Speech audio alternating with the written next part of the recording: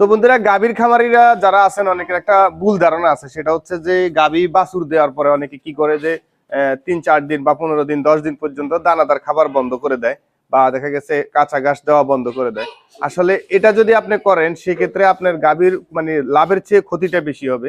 এই যে আমাদের এই গাভীটা বাছুর দিছে আজকে 5 দিন, আমরা ও যেদিন বাছুর দিছে সেদিন মানে এর আগে 15 দিন আগ থেকে বা 3 দিন আগ থেকে যে খাবারটা তারা দিতাম, সেম খাবারটাই তারা এখন পর্যন্তই দিচ্ছি।